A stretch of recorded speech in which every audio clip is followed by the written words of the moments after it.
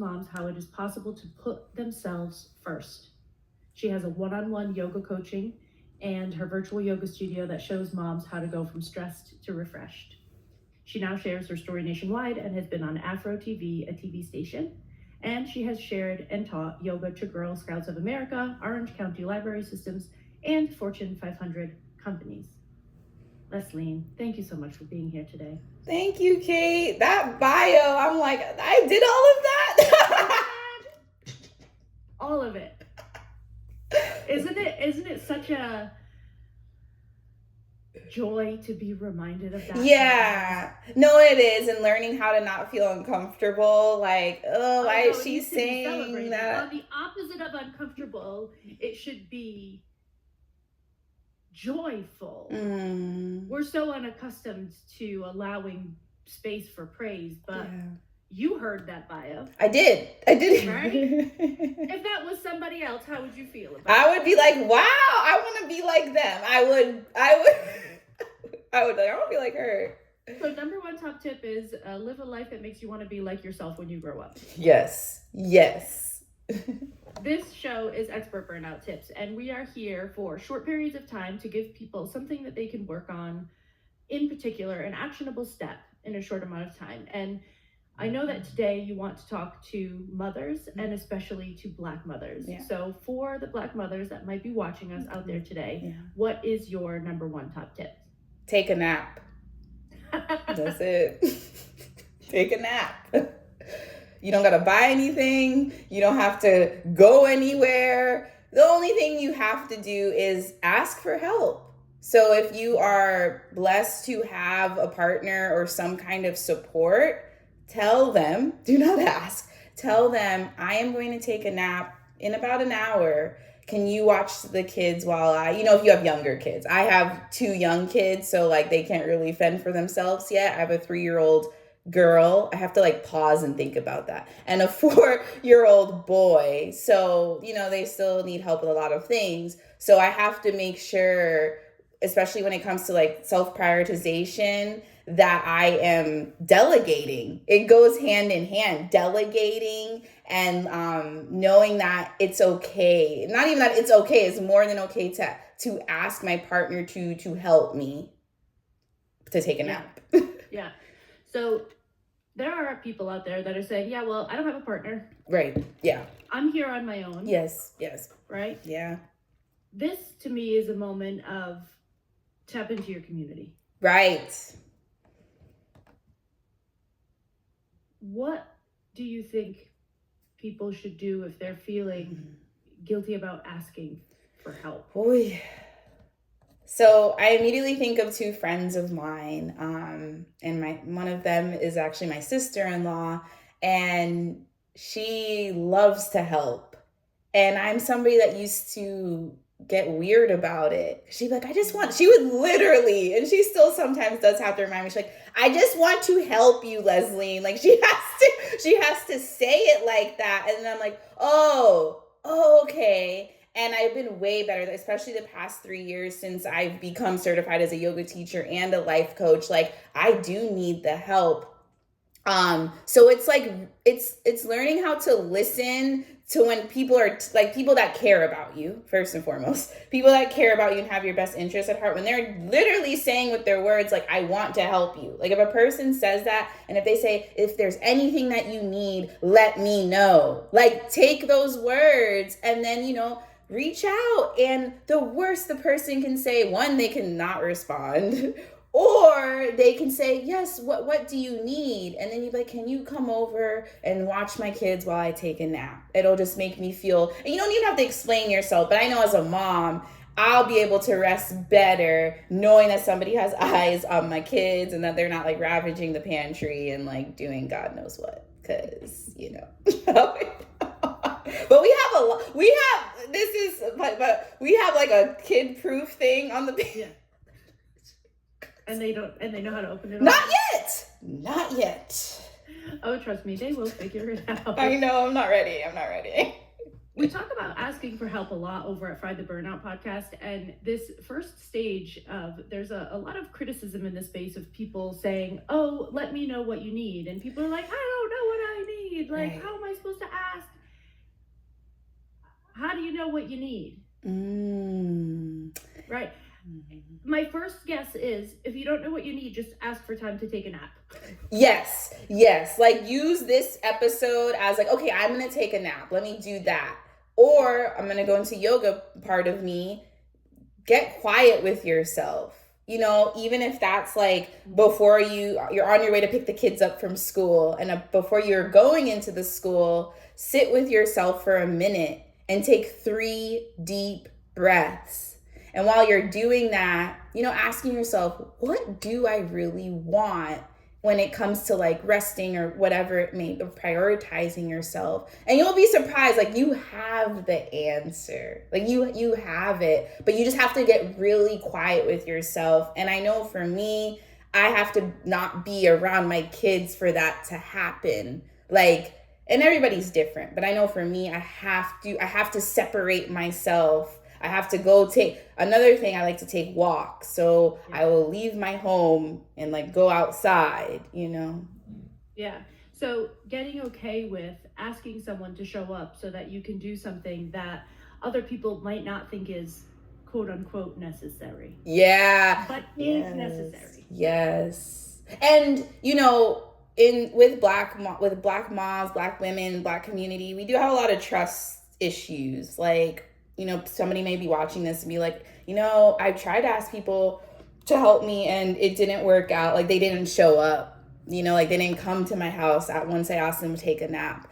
And, you know, use that as a learning lesson. Like don't hinder yourself from not asking again. Because just ask a different person. That's what I'm getting at. Ask a different person. But don't use that one, maybe twice. Like, because then also assess that. Like, were you asking the same person? And like, how did you ask them? Because that's something else. No matter what kind of person is, you have to be direct. You have to be direct. So that's why I'm glad Kate said, what is your tip? And I said, take a nap. So you're going to say to the person, I need to take a nap. You got to schedule it. You got to schedule the nap. You have to. So like you got to put it down. So maybe not today, but maybe tomorrow or maybe in a week, right? You know, because when it comes to mom life, we got to plan things out a long time. And then be like, okay, let me ask somebody different. Who in my life has like, you know, checked on me or whatnot? And then reach out to them. Even if it's been a quote unquote long time. Don't think you're bothering them, because I know as black women, we always think we're bothering somebody. You are not. You are not bothering anybody. And even if you are, if they don't want to help, they're allowed to say no. That too. Like they are allowed to, yes. Like let's be okay with allowing people the grace of responding to our requests. Yep. The way that they're going to respond to our requests. If they're ghosting us because they're not mature enough to be able to say no because they feel bad, that's data too. And you know, that reminds me of actually, in my virtual yoga studio, we're doing a series right now. We're reading the 4 Agreements by Don Miguel Ruiz. And last month we read Don't Take Anything Personal. I felt like it was the perfect way to start the year, because I've been guilty as charged with what Kate just said. Like you may ask somebody for something, and I like to be transparent. Like even though I'm a yoga teacher, nurse, all of these things, like I still have my moments, right? And sometimes I may ask somebody for something and they say like no, or they may say something else and it might rub me the wrong way. And I have to realize, like, I can't take anything personal. Like, it's not about me. Like, it's them. Like, they're saying, like, they cannot do this or they cannot blah, blah, blah. So you have to also learn. And one thing I pride myself in is I'm very resourceful.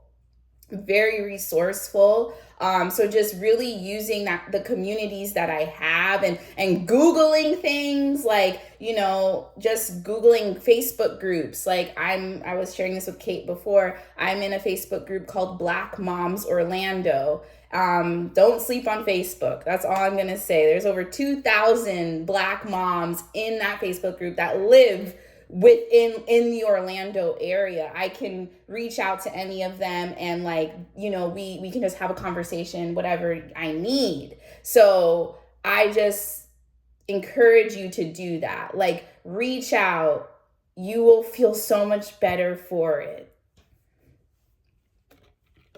I love this so much. And we also talked about, we're already, we try and keep these short, but I think one of the things that we talked about that I think is so important, your main work is using yoga to teach, especially Black mothers, how to prioritize themselves. Yeah. Is that a good summary? Yeah, no, before we got, I was like, yeah, no, that's a way better summary than I currently have like everywhere. So I'm gonna probably take that. Yes, 100%. Thank you, Kate. That's your gift for coming on the show. Thank you. New tagline. Yes. Yeah.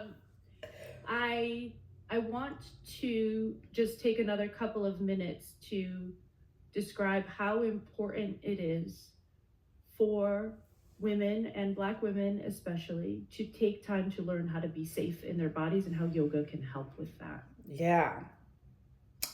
It is extremely important. Black women, we deserve it like the most. You could go back historically and see all the things that have been done to Black women specifically. I'm not going to get into all of that, but we need it the most. And yoga, I lost my train of thought. Wow. Every time. Yoga. This is a big topic. Yeah. This is a really big topic that we're squishing into like 3-minute sound bites, right? Yeah. So, but take a moment if you need it. Can you repeat the question again, please? How does yoga help Black women to feel safe in their own bodies? Yes. Yoga has helped me feel safe in my own body by learning that it's okay to feel. And I almost get emotional saying that. It's okay to feel. A lot of us now probably are seeing this whole thing of Black women saying we don't want to be the strong Black woman anymore. We don't like that. I don't subscribe to it at all, actually. And what was really interesting growing up, and even as I'm still a new mom, but like when I was pregnant, it was like really interesting because I felt like I had to be strong. But then I was like, I'm pregnant. Like, I want people to help take care of me. I want the doula. I want all of the support. Like, one thing about me is I've always wanted support, and I used to feel guilty about asking for support because I had this whole thing, which I didn't even know, but I had this whole thing around I have to be a strong Black woman.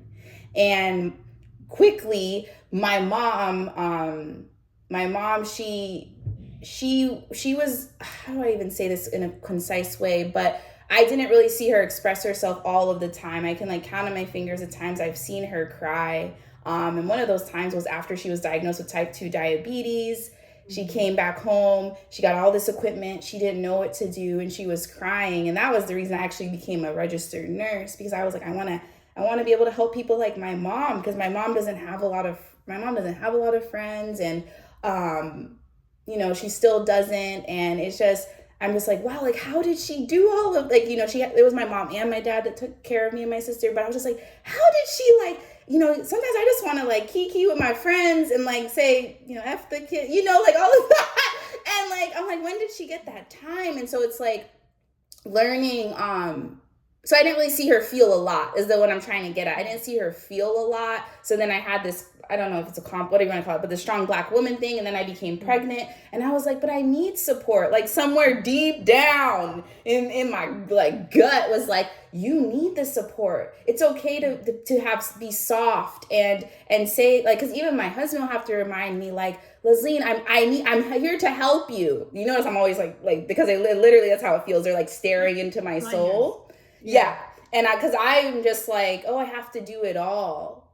And that's something else, even amongst my friends, we still have to like shake us up like, hey, you don't have to do it all. You do not have to be the strong Black woman. The strong Black woman ends up being burnt out, ends up having all of these chronic conditions like diabetes, high blood pressure. Those are the things that are constant things in our community. And I'm not saying that yoga is the cure for it. No, because I'm all here. I am nurse hat. It helps. Like, you do need to take your medication and all that stuff, but it helps. It helps so much to just feel. And the last thing I'll say about this is, in a lot of my classes, I'm always like, the reason I love yoga is because you learn to not judge. You learn to not judge oh, I'm feeling good, like not judging that, or I'm feeling bad.